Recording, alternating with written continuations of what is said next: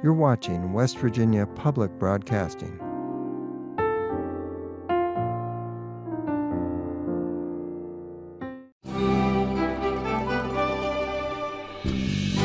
From West Virginia Public Broadcasting. Support for the Legislature today is provided by Marshall University, with more than 100 degree programs offered in 4 locations and online. More about the Marshall family at marshall.edu. West Virginia University, a land-grant, space-grant, R1 research institution. Learn more at wvu.edu. Segra, providing fiber-based communication solutions. Segra, freedom to grow. More information at segra.com.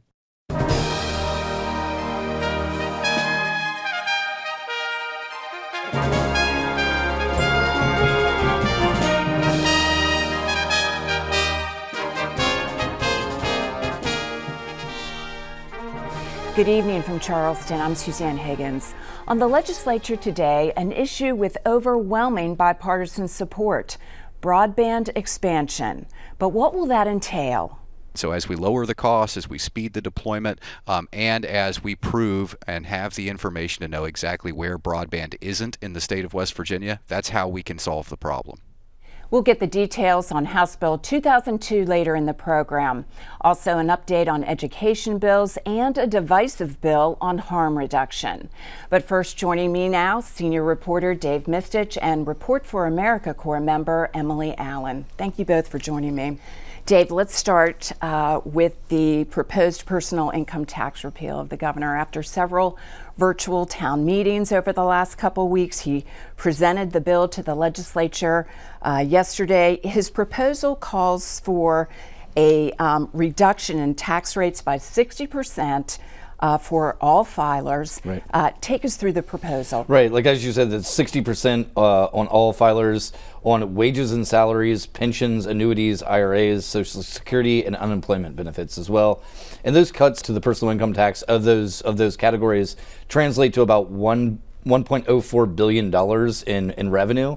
Of course, under Justice's plan, there would have to be tax increases on other things. I don't think anyone would imagine that you could, whack the budget by $1 billion and not make up for it some other way. Under Justice's plan, the consumer sales tax would increase. It would go from 6% to 7.9%, which would put West Virginia as the highest consumer sales tax in the nation out of all states, all 50 states. There would also be an increase to the soda tax, beer, liquor, and wine, cigarette and tobacco. There would be this tiered system on oil, gas, and coal taxes. And it would also create this luxury items tax, which is something new that doesn't exist in state code. I should say that, of all that would bring us back about $900 million. So, of that $1 billion, that's $902 million that would be made up for those. So. And so what about the shortfall there? Sure, yeah, of course, with the way things are working, it would leave about $185 million of a shortfall. But the governor has proposed these quote-unquote options to consider. It's something that we saw at the very end of this abstract that he put in whenever he announced the legislation yesterday. This was before we even saw a bill. That includes $25 million in cuts to state agencies and programs that the Senate would possibly propose. $10 million in payroll from general revenue from attrition. So if people would leave being state employees, we would just not backfill those positions, and to the tune of about $10 million. And they're also projecting about $60 million in annual projected growth. So even if all those options were employed in this plan, it would still leave about $90 million of unaccounted for in the shortfall. So a lot of questions about how things are going to move around and make this work. And of course, it's given now to the finance committees, and as you say, they run with the ball now. That's right. And of course, the bill is yet to make its way to committee. That'll probably happen sometime next week or the week after. But of course, one of the things that I think anyone would say about this is just the governor's plan, and the legislature will do with it what they will. So I don't think that this exact framework that we're looking at now is what we're going to wind up with. Thanks, Dave. Emily, this week we saw the first virtual public hearing of the session. The bill would weaken some of the state's water quality standards and strengthen others. You've done reporting on this. Tell us about that. Yeah, so on Monday we had the first public hearing of the year. It was on a piece of a rules bundle that House Judiciary eventually passed on to the full House, basically updating standards for air quality and water quality. But this one piece of this rule obviously is the subject of this public hearing. It adopts 24 of 94 recommendations from the United States Environmental Protection Agency for human health rules. So these 24 deal with water quality.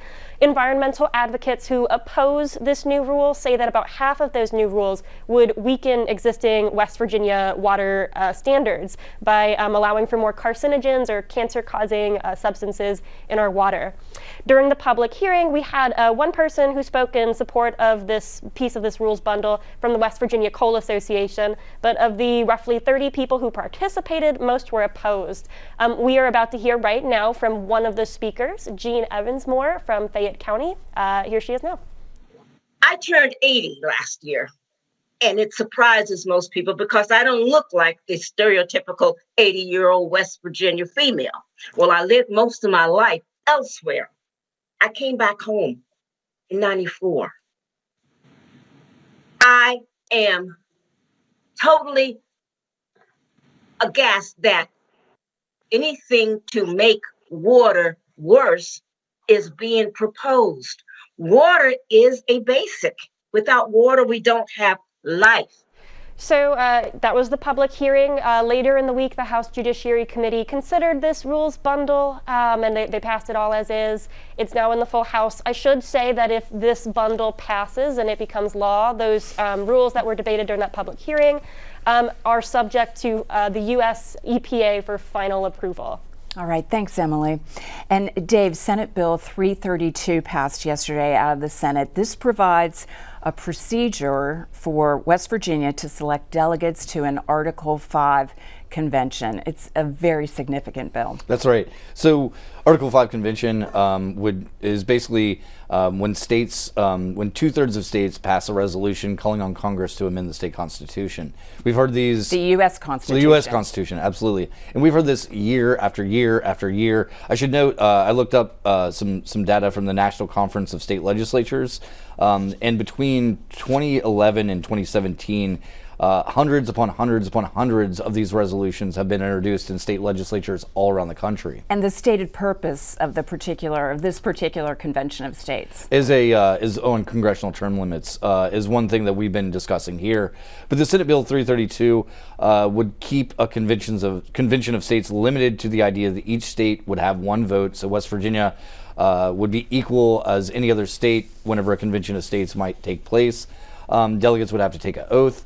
As part of this bill, though, there was some discussion on whether or not a convention of states could become a runaway convention, and the delegates that show up at this convention could essentially shred the Constitution. We'll hear now from Senate Judiciary Chair Charles Trump of Morgan County speaking to the bill, and some rebuttal from Senator Mike Romano of Harrison County. And the question is always, what opponents of the resolutions generally argue that there are not protections to prevent an Article 5 convention of the states or the delegates to it from running away from the limited purpose of the call and creating a runaway convention that could make changes to or recommend changes to the U.S. Constitution that were not contemplated when the state passed the resolution. This bill seeks to address that argument and concern and fear. We're playing with fire here.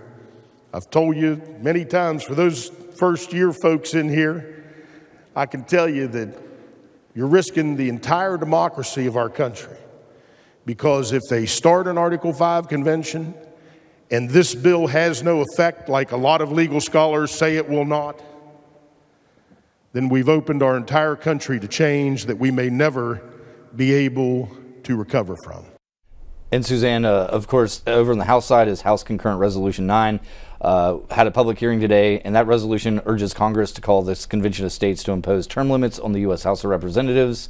So far, 15 states have passed a similar resolution, and so we'll see how this goes. But that Senate Bill 332 and this House Concurrent Resolution 9 are sort of one and the same, or they deal with the same issue of this Article 5 convention. 15 states have passed, and they need a threshold of 34. That's right, 2/3. All right. Thank you so much, Dave Mistich and Emily Allen. Thank you.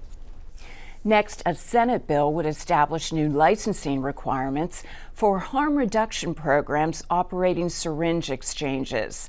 Its sponsor wants to address the problem of discarded needles, but opponents say it is so stringent it will likely prohibit or shut down most needle exchange programs in the state. June Leffler reports. Senate Bill 334 would place guidelines on any program handing out sterile syringes to IV drug users. Republican Senator Eric Tarr of Putnam County introduced the legislation. He says some programs are amazing, helping to curb the spread of HIV and other blood-borne illnesses. But he believes others are creating a nuisance to the general public, needle litter. And my father has a child in Huntington who, when they go out walking down a sidewalk, go visit the park, I have to worry about them getting stuck with a needle, a dirty needle that comes off these needle exchanges. It's extremely rare that anyone gets stuck by a dirty needle, according to Dr. Michael Kilkenny of the Cabell Huntington Health Department, who understands the fear some might have. Still, he says needle exchanges do more good than harm. There are people actually getting this disease from sharing needles. Those are the people we need to address. The CDC recommends any community dealing with an HIV outbreak should implement a syringe program to keep folks from sharing used needles. The federal agency and other researchers have figured out what works best. And Dr. Kilkenny says Senate Bill 334 disregards many of those best practices. The bill tells programs to give users a limited amount of needles. 1-to-1 says if you don't bring me any, you don't get any. It doesn't mean you don't need them. The bill's proponents believe keeping a closer count of needles coming in and out would cut down on needle litter. Opponents say it would deter those in need from using the service. The bill had its first reading on the Senate floor today. For the Legislature Today, I'm June Leffler. Broadband expansion is the goal of House Bill 2002, now in the Senate. Emily Allen spoke yesterday with Delegate Daniel Linville and Senator Robert Plymale, both longtime champions of the issue. Thank you so much to the both of you for being here. Obviously, I'm going to start with House Bill 2002, which just passed the House of Delegates yesterday. You obviously know it does a lot of things. It elaborates on consumer protection for broadband users. It seeks to kind of streamline the process for deploying broadband facilities. It goes into the Office of Broadband and some of the data collection work that they're doing, and it has new rules for companies who benefit from public funding for broadband expansion in the state.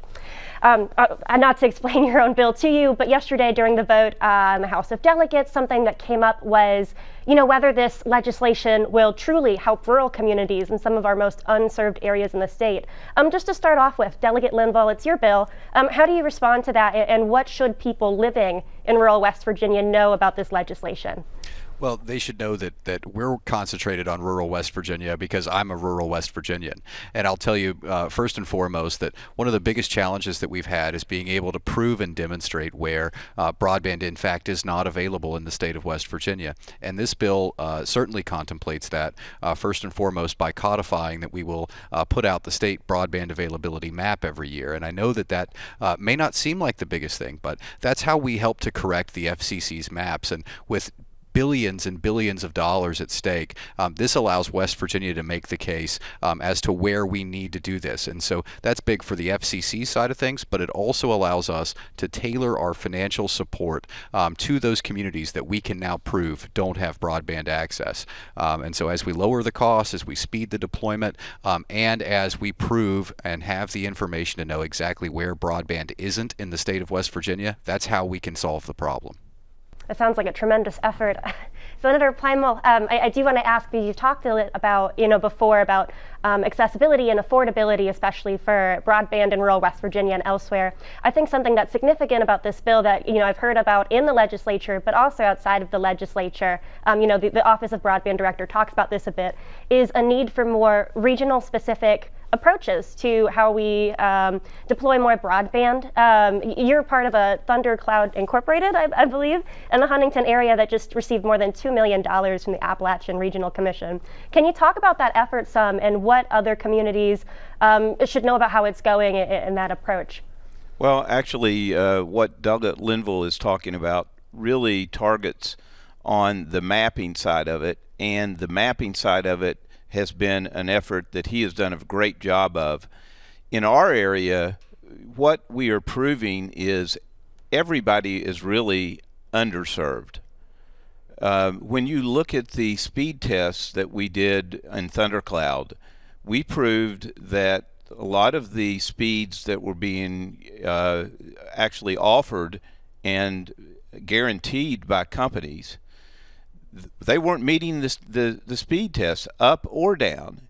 And what this effort does is really do 100 over 100 in terms of the speeds for a region that can really use this from a business perspective. But what COVID-19 has done, COVID-19 has shown that everybody needs additional speed. When you have 3 children working from home on homework and you start trying to do downloads for their homework, you're going to run into problems. The Thundercloud project really looks at the businesses and the anchor institutions. We took the anchor institution model of the health school, schools, health, and libraries, and took that to the point where if we can serve those, we can also get out and serve the rest of the community.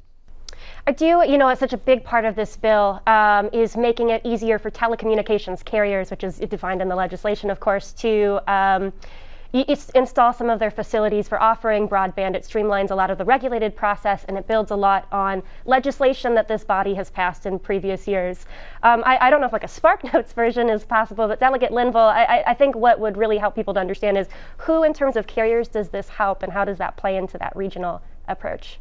Well, it helps absolutely everyone if you're going to be deploying broadband. And so it helps efforts like what Senator Plymale was just describing with Thundercloud. It helps co-ops. It helps any of the big players, but it can help just groups of West Virginians who wish to take matters into their own hands and to solve this problem collaboratively.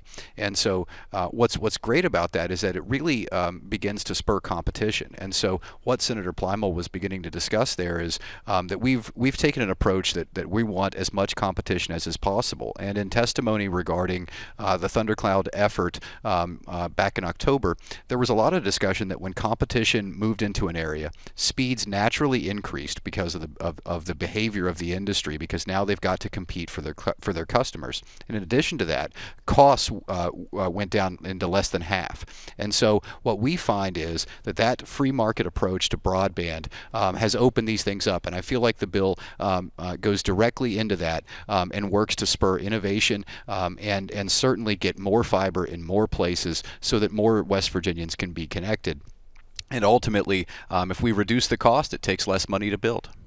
Something else that people are probably wondering is how fast is this going to apply to me? How fast is this going to help me no matter where they live in the state? You've talked about this legislation as sort of a step forward, but not a magic solution. Can you talk about what should come next and what this leads to? And I mean, maybe even when people can expect to see some immediate results like that. Well, absolutely. And so when I talk about this, I discuss, what we can do in 3 weeks, what we can do in 3 months, and what we can do in 3 years. And so this legislation sets the stage for our funding efforts that will be coming up during this legislative session. And so first things first, in 3 months, we can easily have 10,000 new West Virginia households with broadband that didn't have it before. And I laid out my plan to be able to do that in providing financial support on a per premises basis to our existing providers.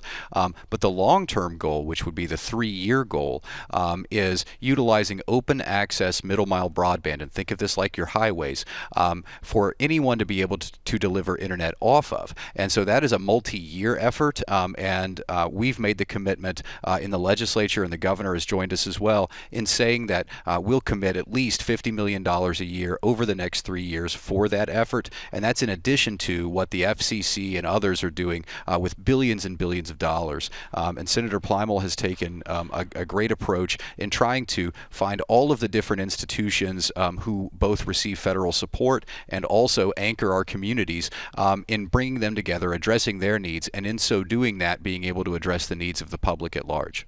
Senator Plymale, would you want to respond a little bit further to what your approach there has been and what reaching out to those institutions has been like? Well, let me first address the open access side of it and making sure that it's open access for competition. That's what the middle mile perspective is on this. And that is a key element of what we're talking about, because we're not going to be able to serve the last 10 houses on a ridge under the conventional model from international companies and different things like that, who have to monetize this over 3 years. This way, we will do it with the public money, and then if you're going to use public money, the public should have input into this. The open access side of this and the anchor institutions is, look in telemedicine right now. Telemedicine is a big key on what we're trying to look at. How do we get in rural areas access to care when care is needed? This is a really good model for doing that through the anchor institutions. I think this is the last thing that we'll have time for, and it's especially directed at Delegate Linville. But something in this bill, obviously, is some of these accountability rules for companies that accept public funding for broadband expansion in the state.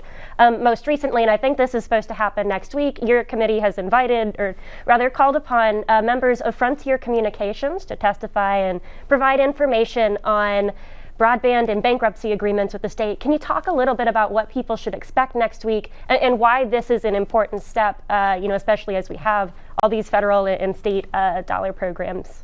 Absolutely. Well, you can expect the House Committee on Technology and Infrastructure to get to the bottom of some of the failures of the past, while also getting firm commitments, I would hope, from Frontier Communications regarding what their plans are for the future. And we would ask that they testify under oath. And currently, it is a request, but the committee has required me as the chairman to subpoena them if they fail to honor our requests. And so there's been a tremendous amount of public money that has been granted to numerous different providers, but most notably and in the greatest portion to Frontier Communications. And what we would propose to do is to hold them accountable, to understand any of the failures of the prior programs, so that as we craft our own programs, that we do things in a smart way, and that make sure that the public dollars are stretched as far as possible to connect West Virginians. And so I think that you're going to see us hold Frontier accountable, and hopefully come out of that meeting with something that will benefit all West Virginians, both from a knowledge base for what we would intend to do in legislation, but also maybe to see additional commitments from Frontier Communications moving forward. And just really fast, is this something that you think people will see more of, since this is included in this legislation, in further years in legislative sessions? Absolutely. I think that if you're going to accept public dollars to extend broadband access, you need to make sure that you get it done. And if you haven't, we're going to be asking why. Well, thank you so much for taking the time to be here. I really appreciate it. Delegate Danielle Linville and Senator Rob Plymale, thank you. Thank you. Thank you. Major education bills saw significant action this week, including a voucher program that would shift more than $100 million of public education funding to private or home schools. Liz McCormick has this update and more. House Bill 2013 would establish the Hope Scholarship Program, providing publicly funded educational savings accounts to public school students who are looking to switch to private or homeschool. Those students would receive a voucher valued at the current school aid formula level of $4,600.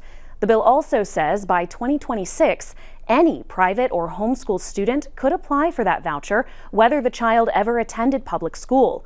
The West Virginia Department of Education estimates the bill could have a fiscal impact of $126 million a year after full implementation in 2026. It passed the House of Delegates yesterday and is now in the Senate. Senate Bill 11 declares that a work stoppage or strike by public employees is unlawful. Many lawmakers have said it's a reaction to recent teacher strikes. Here's some floor debate from the House this week. So let's just call this what it is, a threat. It's a threat. That's what this bill is to the teachers and the public employees. It just says they will not get paid. It still states that it's a condition that they could be fired, but it also says that we're not going to use those extra instructional days to make up time for a strike. That's all it does. It's not targeting one group or another. It's just all public employees have the same thing. Senate Bill 11 is now off to the governor for a signature. And House Bill 2012. It would allow for up to 10 brick-and-mortar public charter schools in the state by 2023. The bill also allows for 2 statewide virtual public charter schools, as well as 1 local virtual public charter per county. Here's some debate in the Senate on Monday. Why are we taking these risks when we've never had a charter school, and now we're going to have some? Why not put some reasonable limits on these virtual and brick-and-mortar charter schools? The point of providing choice is that you are empowering those families, whatever makeup they may be, to have a choice. House Bill 2012 has also completed its legislative action and is off to the governor for a signature. A reminder to listen to West Virginia Morning for daily legislative updates and go to our website for the latest news at wvpublic.org. We stream the floor sessions every day on the West Virginia channel, and we'll be back next Friday night for a wrap-up on the legislature today. I'm Suzanne Higgins. For everyone here at West Virginia Public Broadcasting, thanks for joining us. Have a safe weekend.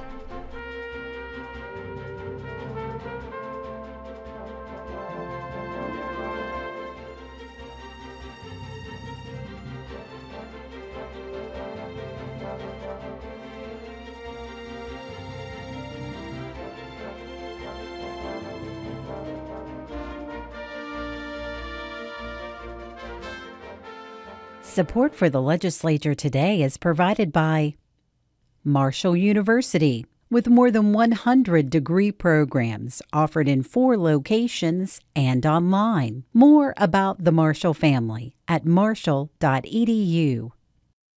West Virginia University, a land-grant, space-grant, R1 research institution. Learn more at wvu.edu.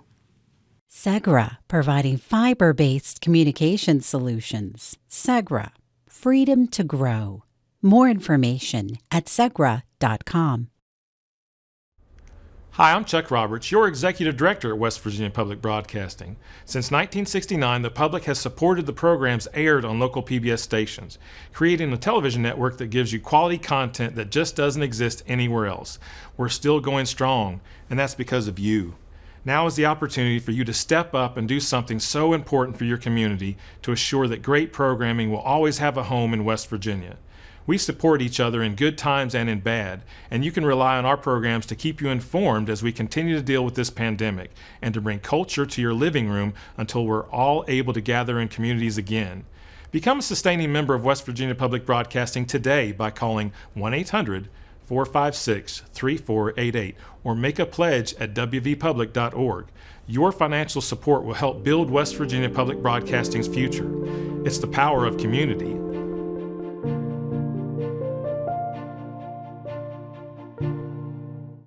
West Virginia Public Broadcasting.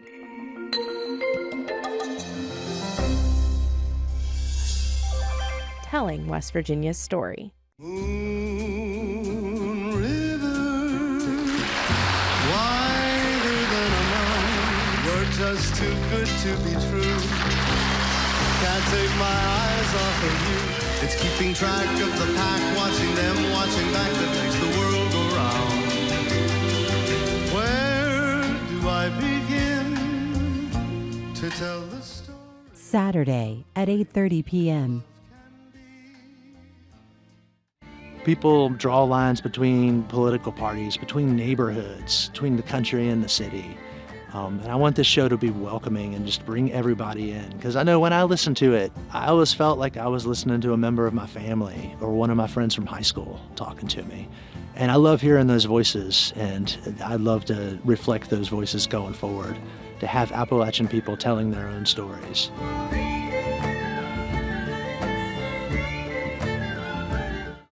Downton Abbey. What was it about this series that made the world fall in love with these characters and their stories? Of course, if I knew why Downton had reached its level of success, I would do nothing else but make mega hits for the rest of my life.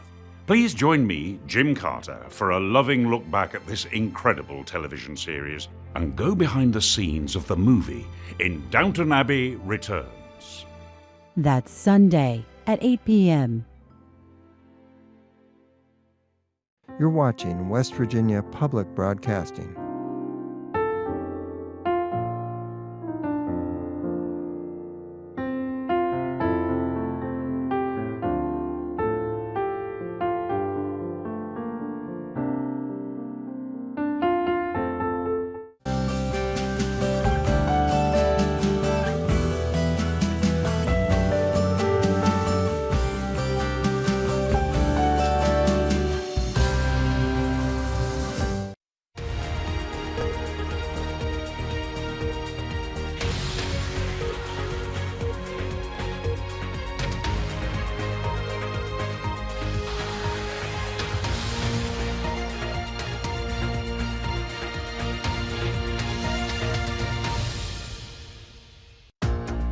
Funding for presentation of this program is provided by the Freeman Foundation, by Judy and Peter Bloom Kovler Foundation, pursuing solutions for America's neglected needs, and by contributions to this PBS station from viewers like you.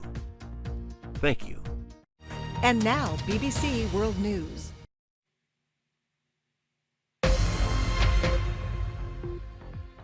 I'm Laura Trevelyan in Washington, D.C., and this is BBC World News America.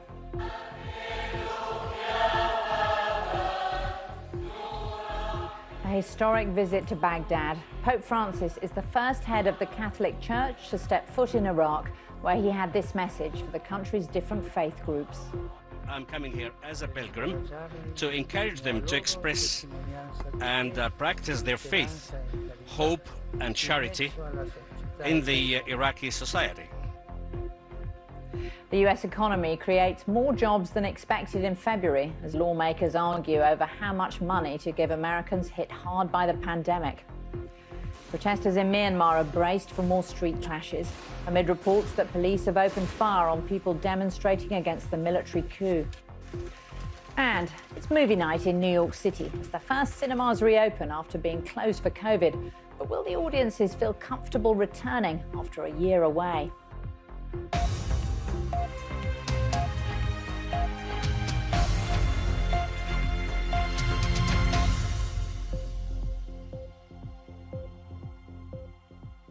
Welcome to World News America on PBS and around the globe. Pope Francis has made history as the first head of the Catholic Church ever to go to Iraq. He urged the country's different religious communities to join together in a journey towards peace. The Pope's visit went ahead despite concerns about rising violence in Iraq and a surge in coronavirus cases there.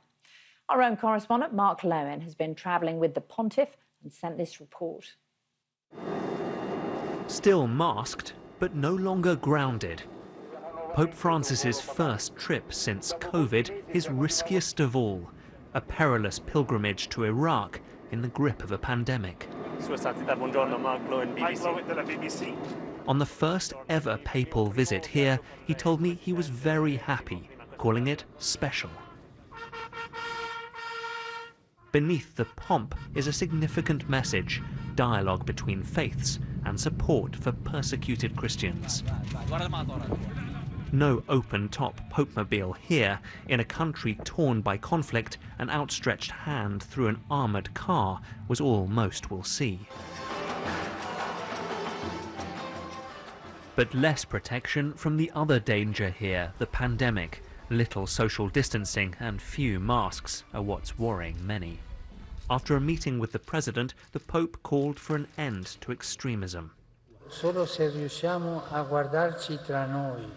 Only if we learn to look beyond our differences and see each other as members of the same human family, will we be able to begin an effective process of rebuilding. For Iraq's dwindling Christians, it's like a salvation. Viva Papa Francis! Hanan, who named her son after Pope Francis, has watched as much of her community were killed or forced to flee. We've been dreaming of this visit day and night, she says. We must stop the bloodbath and we must stay in Iraq. The risk is that the symbolic importance of this trip is overshadowed by COVID concerns and that it becomes a super spreader. But a defiant Pope Francis believes this nation has waited long enough for a papal visit and that there is no time to lose to bring a message of peace and hope to Iraq. Mark Lowen, BBC News, Baghdad. Now to the US economy, which added 379,000 jobs in February as hiring surged, but there's still a very long way to go. There are almost 10 million fewer jobs in America than there were a year ago, and it's women who've lost